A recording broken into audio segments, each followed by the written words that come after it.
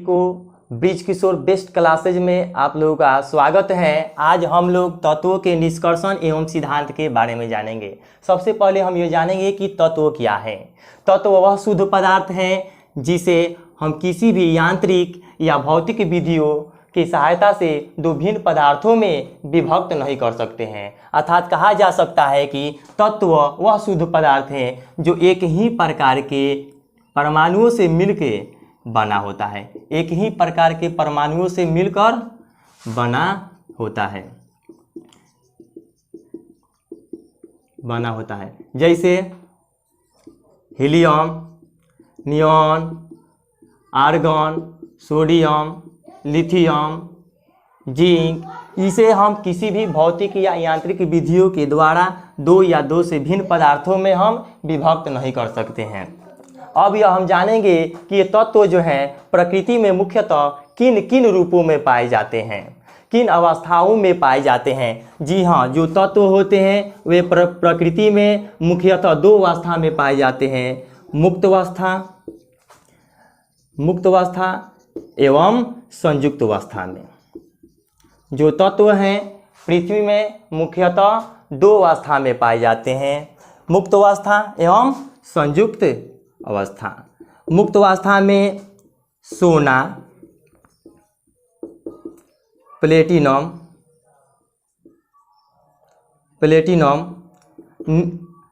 Nitrogen और आपके जितने भी अक्रिय गैस हैं जैसे helium, neon, argon, krypton, xenon, radon, ये आते हैं। ये जो है ये मुक्त अवस्था में पाए जाते हैं, जिनमें सोना एक ऐसा धातु है जो वायुमंडल में उपस्थित ऑक्सीजन के द्वारा ऑक्सीकृत नहीं होता है। यानी एक सोना एक ऐसा धातु है जो वायुमंडल में उपस्थित ऑक्सीजन के द्वारा ऑक्सीकृत नहीं होता है। जो आपके तत्व हैं एक संयुक्त अवस्था में पाए जाते हैं। तो जो तत्व संयुक्त अवस्था में पाए जाते हैं वे हैं sodium, magnesium, aluminium, zinc, calcium, tin.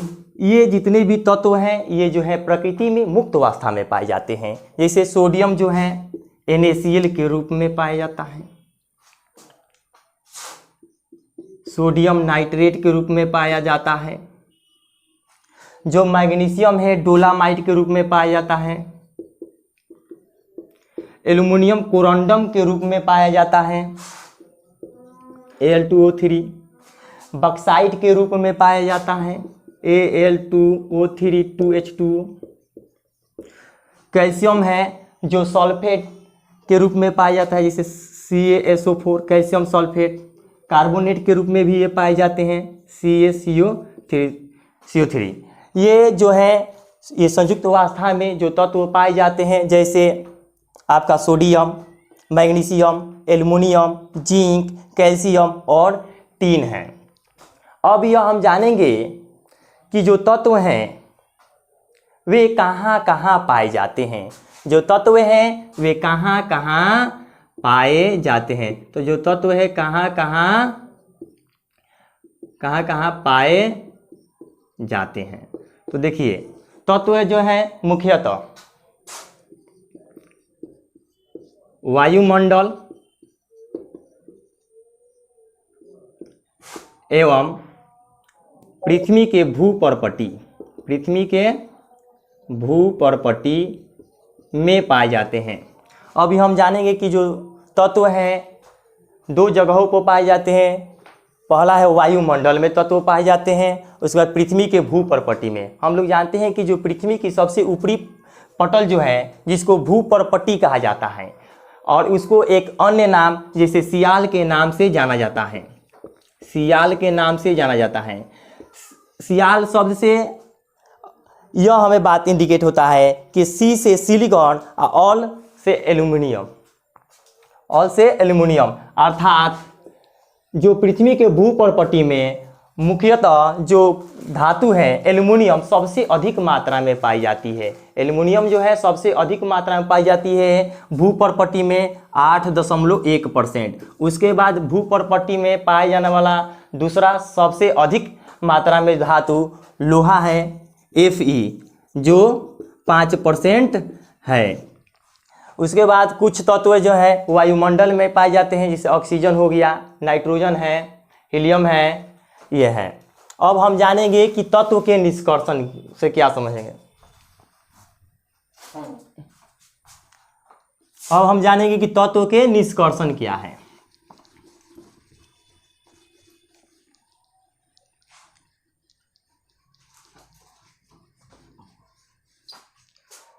तो जी हाँ, तत्व के निष्कर्षण खनिजों या अयस्कों से मुक्त अवस्था में धातु को प्राप्त करने की प्रक्रिया को तत्वों का निष्कर्षण कहते हैं।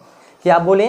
खनिजों या अयस्कों की सहायता से मुक्त अवस्था में धातु को प्राप्त करने की जो प्रक्रिया होती है तत्वों का निष्कर्षण कहलाता है। अर्थात हम तत्वों का निष्कर्षण जिनकी सहायता से करते हैं वे आपके खनिज या अयस्क हैं।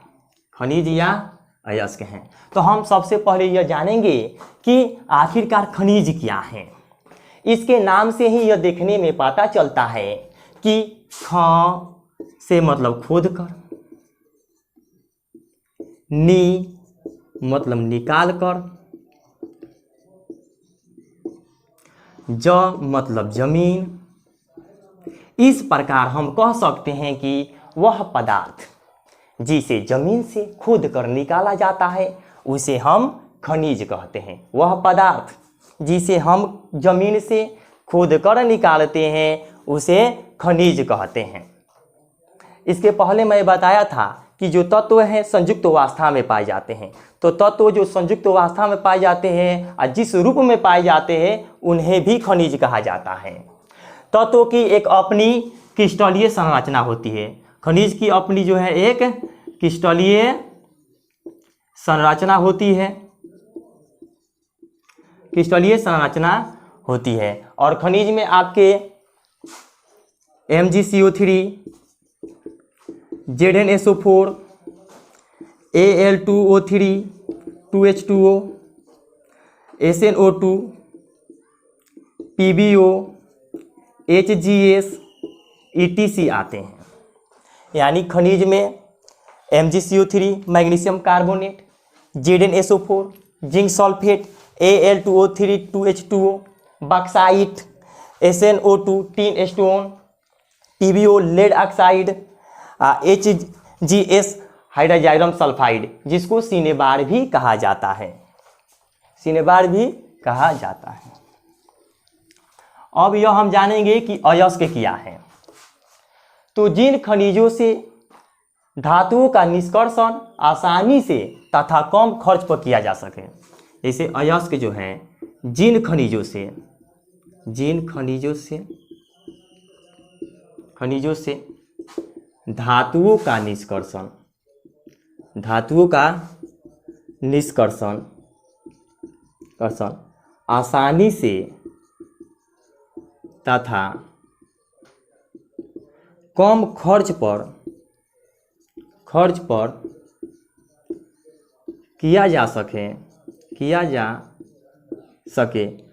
किया जा सके उसे अयस्क कहते हैं, यानी अयस्क वह है जैसे जिन खनिजों से हम धातुओं का निष्कर्षण आसानी से तथा कम खर्च पर कर सकते हैं। जैसे ZnSO4 zinc sulphate, ZnCO3 zinc carbonate, NaCl sodium chloride, MgSO4 magnesium sulphate, Al2O3 2H2O, bauxite, ये सब है अयस्क हैं। अर्थात इस प्रकार हम कह सकते हैं कि जितने भी अयस्क हैं वे खनिज होते हैं, लेकिन सभी खनिज अयस्क नहीं होते हैं। इसको एक हम डायग्राम की सहायता से आसानी से अध्ययन कर सकते हैं। जैसे मान लीजिए कि ये पूरा डायग्राम अगर खनिज को इंडिकेट करता है और इसमें जो ये डायग्राम जो है आपको अयस्क को इंडिकेट करता है, तो इस चित्र को देखने से यह पता चलता है कि जितने भी अयस्क हैं जो एक खनिज हैं, लेकिन सभी जो खनिज हैं वह अयस्क नहीं है। इस प्रकार अगर परीक्षा में यह आ जाए कि खनिज या अयस्क में अंतर लिखें, खनिज और अयस्क में अंतर लिखें, तो जी हमारा आंसर होगा कि सभी अयस्क खनिज होते हैं लेकिन सभी खनिज अयस्क नहीं होते हैं।